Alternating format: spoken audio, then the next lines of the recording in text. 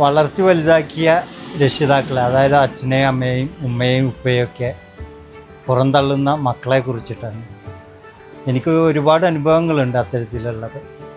സ്വന്തം ഉപ്പയെ പുറന്തള്ളിയ മകനെ കുറിച്ചിട്ടും, സ്വന്തം അച്ഛൻ മരിച്ചേക്ക് ആ ബോഡി ഏറ്റെടുക്കാൻ പോലും വരാത്ത മകനെ കുറിച്ചും, ഓമനമ്മ സ്വന്തം മകള് സന്ധ്യാസമയത്ത് ബാഗ് എടുത്ത് കയ്യിൽ കൊടുക്കുക, എന്നിട്ട് എവിടെയെങ്കിലും പോയി ചത്തോ എന്ന് പറഞ്ഞു. അവരവിടുന്ന് തിരുവനന്തപുരത്ത് നിന്ന് കുറ്റിപ്പുറത്തേക്ക് ട്രെയിൻ കയറി കുറ്റിപ്പുറം റെയിൽവേ സ്റ്റേഷനിൽ ഇറങ്ങിയിട്ട് നേരെ വൃദ്ധസാനത്തിൽ പോവുക. ഞായറാഴ്ച ദിവസമാണ്. വൃദ്ധസാനത്തിൽ പോയ സമയത്ത് അന്ന് അവിടെ വർക്കിംഗ് ഡേ അല്ല എന്ന് പറഞ്ഞ് തിരിച്ചു വരുന്ന സമയത്ത് ഭാരതപ്പുഴയ്ക്ക് ചാടി മരിക്കാൻ നിന്ന അമ്മയെ കുറ്റിപ്പുറത്തെ പോലും കൊണ്ടുപോയിരുന്നു.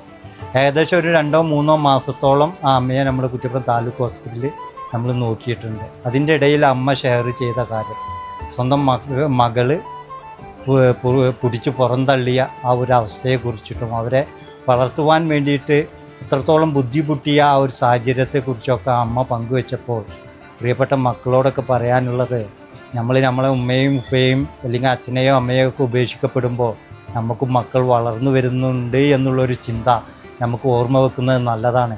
ഇല്ലെങ്കിൽ നാളെ നമ്മളെ മക്കളും നമ്മുടെ കൈപിടിച്ച് പുറത്തേക്കാക്കുന്നൊരു കാലം നമുക്ക് വരുമെന്നുള്ള പ്രിയപ്പെട്ടവർ ചിന്തിക്കുന്നത് നല്ലതാണ്.